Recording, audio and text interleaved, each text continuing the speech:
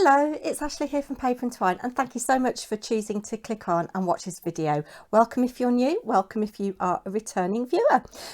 So give Barry your order. He is skulking in the kitchen at the moment. He's getting ready for the lunchtime rush. What have we got on today? We've got some baked brie with lovely crusty sourdough bread, also warm. We've got Greek salad with some feta, olives, cucumber and all the other things that go in feta in Greek salad. Yeah, we're keeping it light today. I'm feeling quite virtuous today because for the first time since sometime in June, I've made a to-do list. You know, if you've been with me a while, and particularly when I was doing my day in the lives at the start of my YouTube career, I used to make a list in my diary, and I have got a teacher's to-do list book that one of my lovely subscribers gave me for as part of a recent entry. It might have been a birthday present, I can't remember, my memory. And that's in my school bag for teacher things. But I do like to, you know, everyday mundane things, I do like to keep a list, and I haven't done it for ages. And I've made a list today, and shall we have a look and see what's on it? Here we go. Here's my diary down here. I'm feeling quite virtuous because I've got a plan. The last time I made a list was 15th June, which happens to be Harry's birthday. And today it is the 5th of August. So that's nearly 2 months on. Yeah. Anyway, first on the list is make a list. I've ticked that off. Second is strip the bed. Now, I must confess, I'm a lazy so-and-so. We've got a super king bed and we've only got one set of decent bedding at the moment. We need to get another one. And there's another story maybe you can help me with. And I don't change my sheets every week. I'll probably do it every 10 days, sometimes every fortnight. But with it having been quite hot this week, I thought this morning, I'm going to get up, I'm going to strip the bed. And I like to do pillowcases and sheet in one load and a duvet cover in another because it's all quite big. And I put a few of the bits and pieces of whites in. So I've got the second lot in now, the duvet cover with a couple of pale t-shirts because it's white. First lot of washing is on the line. And I don't know whether it's going to dry quickly. It's quite windy, but it's not a lot of heat today. God, I am drivelling on, aren't I? I bet you're glad you tuned in. Yeah, so make list I've ticked off. Stripped bed I've ticked off. And then in no particular order, make bed. Washing, put washing away, empty dishwasher. Oh, actually, I can tick that off now. I've done that. I've emptied the dishwasher. Film coffee shop drivel. That's what I'm doing now. Upload video. I'll be doing that when I've finished filming. Empty bins. I need to do that. Oh, and another thing. God, I'm getting on my high horse today. Do you know, all through the pandemic and lockdown and everything, we never had an issue with our rubbish collection at all. Bless them. The bin men kept going. This week, we had an email on Monday. It was supposed to be recycling waste, and we do recycle a lot. And the bin was almost full. Had an email to say due to crew shortages, they would not be collecting this week. So as I say, I must be getting on because I'm worried what we're going to do with all this rubbish. So anyway, I've got bins to empty. I've got to plan dinner. Mr. Paper&Twine has been a bit down. There's trouble at mill, and I've promised that I'll cook him a nice dinner today. So I've got to plan dinner, I've got to shop for it, and I've got to cook it. So that's the next 3 things on the list. Empty flowers. Pete bought me some lovely flowers. Gosh, a month ago. They were from Marks and Spencer's, and I suspect they were quite expensive, and they were very unusual. There were only 4 stems, and they were like an allium, but they were about that big. The heads were that big, and they've lasted all this time. But yeah, they need get gone today. So I've got to do that. Empty flowers. 1 hour of tidying in my craft room, because I've mentioned loads of times that my craft room is like Armageddon, and it's starting to get a little bit of order. You might see behind me I'm happy with the top 5 cubbies. Yeah. And everything is just kind of like temporary interim storage while I'm figuring out how I'm going to plan this room out. I've got lots of ideas. The one thing I wanted to do, God, I told you it was going to be drivel today. The one thing I wanted to do was move the cubbies from where they are to the wall that's here that you can't see, opposite the wall that's got these pictures on, because that's kind of like a short wall and there's nothing on it. But it would mean hanging the door in a different way so that you can actually open the door. And then Mr. Paper&Twine said, well, actually, no, you can't put stuff there because that's where all the plugs are for things like, I don't know, what's the word I'm looking for? The sources, maybe, for things like the internet and all that kinds of things. So ideally, I need a desk there to go so that the computer can go on there. Because Harry's back living at home now for a while, and the PC that was in his room that I've been using to do all my editing on is now in the living room temporarily, but that will come in here. So the PC and the printer ideally will have to go on the short wall, and maybe, I don't know, something like a die cutting machine will fit on there. I don't know. I don't know. I need to figure out what's going to go there. But you see, I've got 2 rolls of wallpaper. I should have bought 3, but I've got 2. And it's a really nice wallpaper, and I'm going to see if I can get a third, because what I wanted to do was do a feature wall, and I was thinking I want to do it behind me, so when I'm filming it looks really nice. This, I'm not going to say what the wallpaper's like, but I really like it, and it's very pale, quite quirky, and yeah. And I haven't got enough of it to go on this wall here, which is a long wall. It's the longest wall. And what I ideally wanted was to shift the cubbies onto the short wall opposite this long wall. That sounds complicated, doesn't it? Do a feature wall with the wallpaper there, and maybe a small desk, and then have a big counter along this long wall with little drawers underneath, like IKEA drawers underneath, to store paper and stamps. And yeah, but I've got to rethink. I've got to rethink. I still want a desk in my window. It is problematic, but I'm looking at getting plantation shutters, and if anybody can recommend a reputable company for plantation shutters that don't rip you off. I need 5 windows in the first instance. And I know it's not going to be cheap. Mr. Paper&Twine was dead set against them at first, but now he's done a bit of research and has discovered that they're a really good form of insulation. And obviously with the cost of living and the fuel crisis and all that, we need better insulation. So I want to do the 4 front windows of the house. The patio doors in our living room would be the first stage, and then our bedroom window and Harry's bedroom window. The other in the kitchen, I'm not bothered. Yeah, so God, I bet you're really glad you joined today, aren't you? What a load of drivel. Anyway, what else was I saying? Yeah, so 1 hour tidying. I'm sorting through all my paper, and I'm going to do a de-stash. I know I keep threatening it. I'm going to do a de-stash. It could be a couple of weeks, I think. And I'm going to do some mystery packs of hunky-dory, plain card, background card and toppers. And I'm going to do some mystery packs of A4 paper, like inserts and other paper with perhaps die cuts as well. I'm going to do some mystery bags, and I'm going to put them at you know, a decent price for you guys, but also a decent price for me. But I'm thinking, oh, that'd be really good when I get rid of all of that. So an hour tidying, sorting through paper that I want to keep in paper that, yeah. 1 hour working on memory box card. I've got a memory box commission for Craft Essentials series. And I've got to do a video.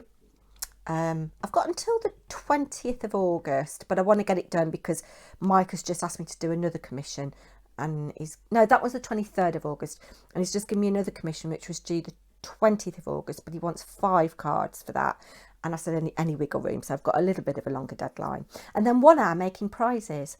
I've made part of a prize already. This is the Dinky box for Anne Lane. She said her favourite colour's red, and I apologise, I haven't got a lot of red, but I'm going to cover this with some nice paper for her cards. Yes. Yeah, So that's my to-do list today. So that's 1, 2, 3, 4, 5, 6, 7, 8, 9, 10, 11, 12, 13, 14, 15, 16, and I've done 3. Cool. I hope Barry's looking after you. I can hear him banging and crashing in the kitchen. Yeah, I'm going to give you a bit of an update. But what else have I been up to? So last week, I can't believe it was only last week. It seems a lifetime ago. I went to Bath. And I put a little bit of footage in here of that now. I'm sorry, it's not very well filmed. And I didn't take my microphone. But yeah, here you go. It is Monday, 25th of July. And I am in Burford on my way to Bath with my Bath babes for a 4-day break. I haven't got my microphone, so really sorry if it's very, very noisy. I shall spin you around so you can have a little look. We're going to go to Huffkins for breakfast. So this is the bottom of the hill.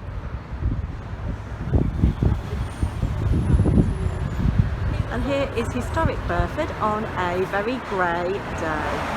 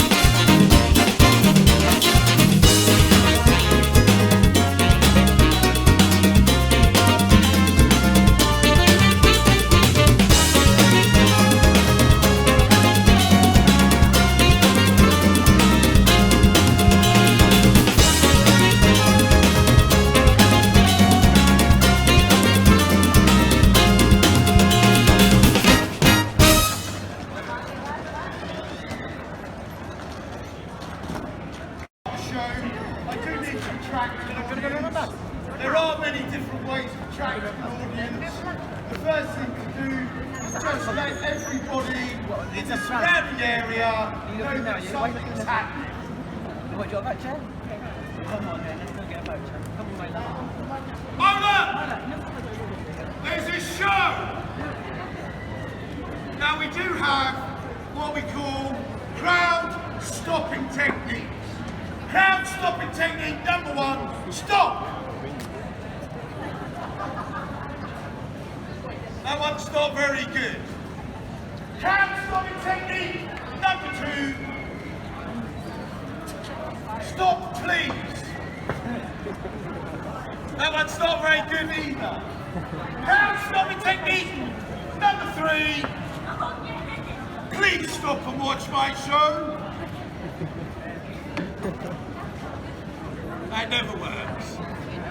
Right, I might have to resort to a few tried and tested methods of the street performer in getting a few more people over. This worked very well for me in Scotland.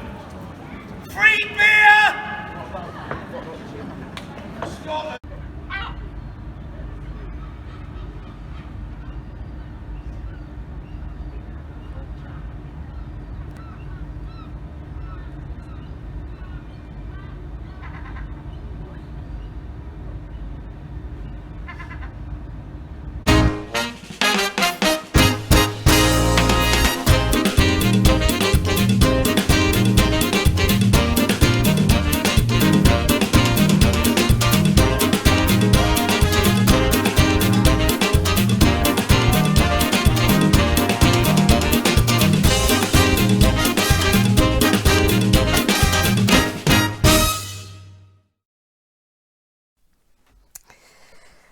So we had a lovely time.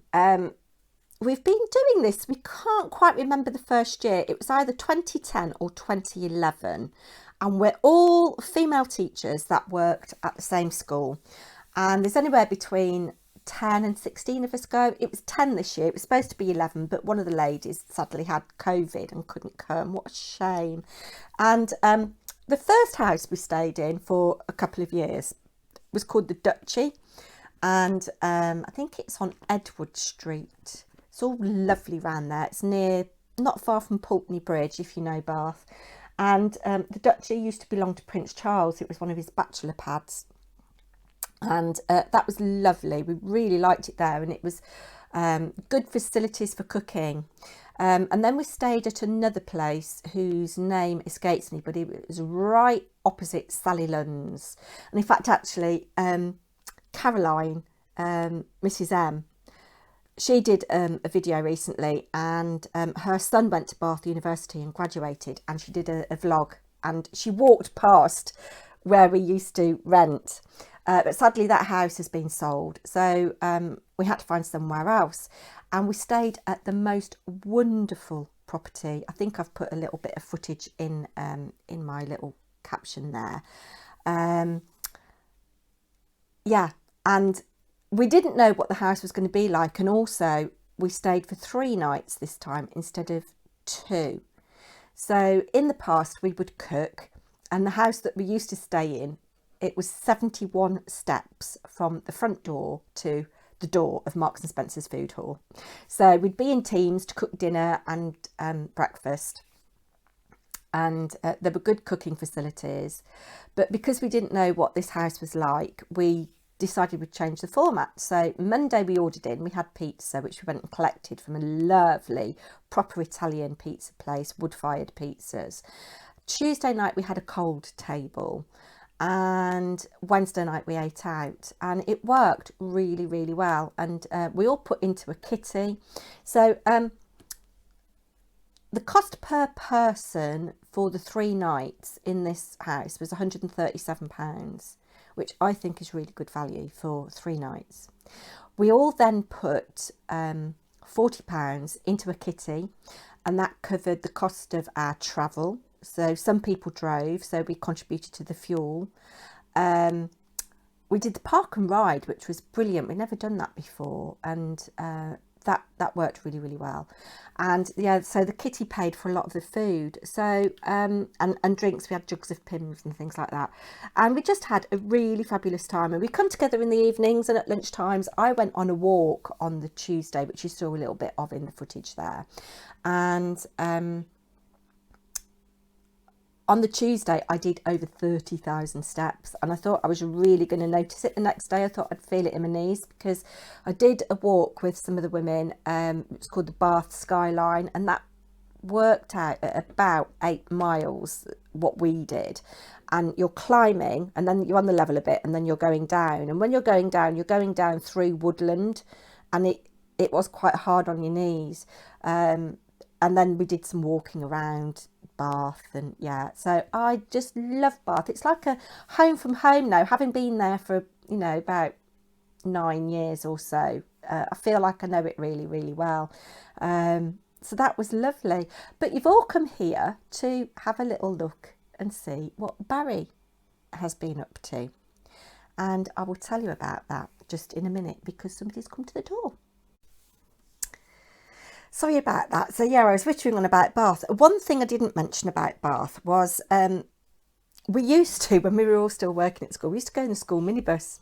One of the ladies lived round the corner from the school that we all worked at, and we used to get lifts to her house or park our cars at her house, and we'd go on the minibus and we'd have to take an extra car.